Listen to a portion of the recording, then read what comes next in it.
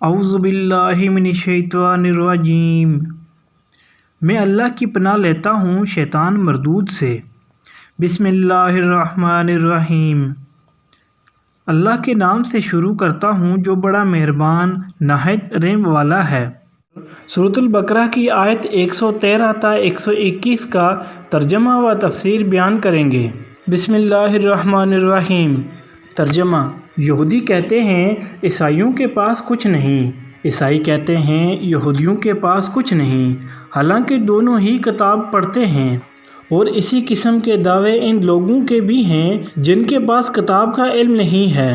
یہ اختلافات جن میں یہ لوگ مبتلا ہیں، ان کا فیصلہ اللہ قیامت کے روز کر دے گا، اور اس شخص سے بڑھ کر ظالم کون ہوگا جو اللہ کے معبودوں میں اس کے نام کی یاد سے روکے اور ان کی ویرانی کے در پہ ہو۔ ایسے لوگ اس قابل ہیں کہ ان عبادت گاہوں میں قدم نہ رکھیں، اور اگر وہاں جائیں بھی تو ڈرتے ہوئے جائیں۔ ان کے لیے تو دنیا میں رسوائی ہے اور آخرت میں عذاب عظیم۔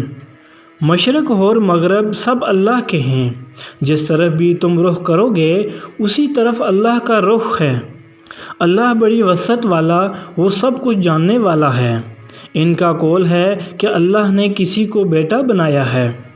اللہ پاک ہے ان باتوں سے۔ اصل حقیقت یہ ہے کہ زمین اور آسمانوں کی تمام موجودات اس کی ملکیت ہیں، سب کے سب اس کے مطیع و فرمان ہیں۔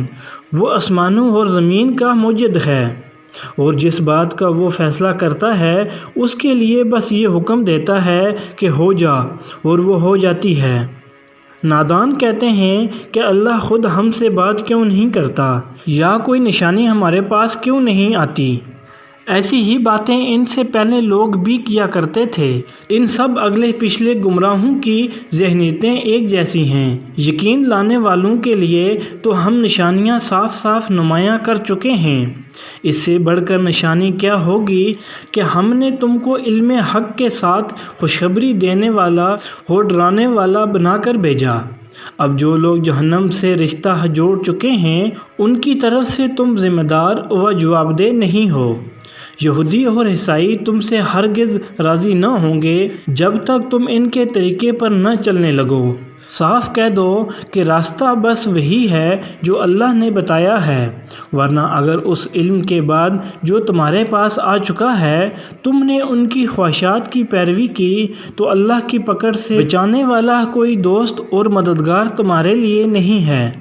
جن لوگوں کو ہم نے کتاب دی ہے وہ اسے اس طرح پڑھتے ہیں جیسا کہ پڑھنے کا حق ہے، وہ اس پر سچے دل سے ایمان لاتے ہیں، اور جو اس کے ساتھ کفر کا رویہ اختیار کریں وہی اصل میں نقصان اٹھانے والے ہیں۔ یہ تھا سورۃ البقرہ کے 14ویں رکوع کا ترجمہ۔ اب سورۃ البقرہ کے 14ویں رکوع کی تفسیر۔ یعنی مشرکین عرب، یعنی بجائے اس کے کہ عبادت گاہیں اس قسم کے ظالم لوگوں کے قبضہ و اقتدار میں ہوں اور یہ ان کے متولی ہوں، ہونا یہ چاہیے کہ خدا پرست اور خدا ترس لوگوں کے ہاتھ میں اقتدار ہو اور وہی عبادت گاہوں کے متولی رہیں، تاکہ یہ شریر لوگ اگر وہاں جائیں بھی تو انہیں خوف ہو کہ شرارت کریں گے تو سزا پائیں گے۔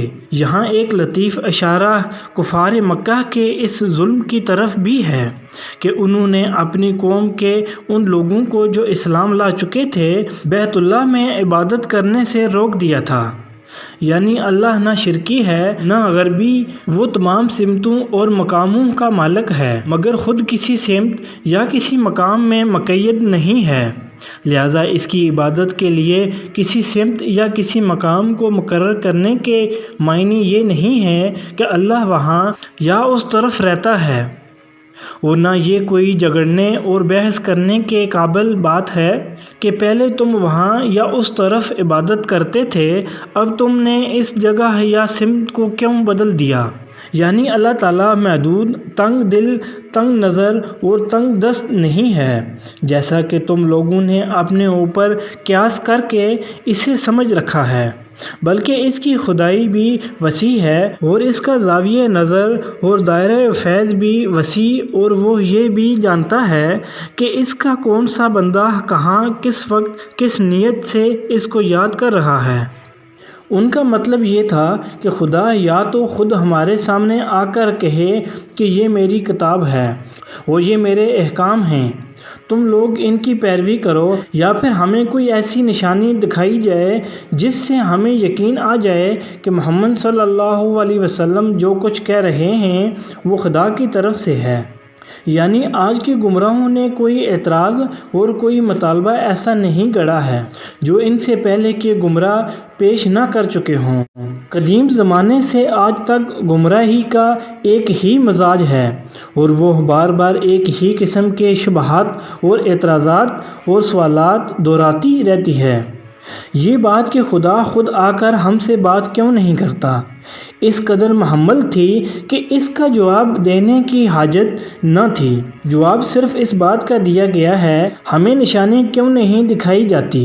اور جواب یہ ہے کہ نشانیاں تو بے شمار موجود ہیں، مگر جو ماننا چاہتا ہی نہ ہو اسے آخر کون سی نشانی دکھائی جا سکتی ہے؟ یعنی دوسری نشانیوں کا کیا ذکر؟ نمایاں ترین نشانی تو محمد صلی اللہ علیہ وسلم کی اپنی شخصیت ہے۔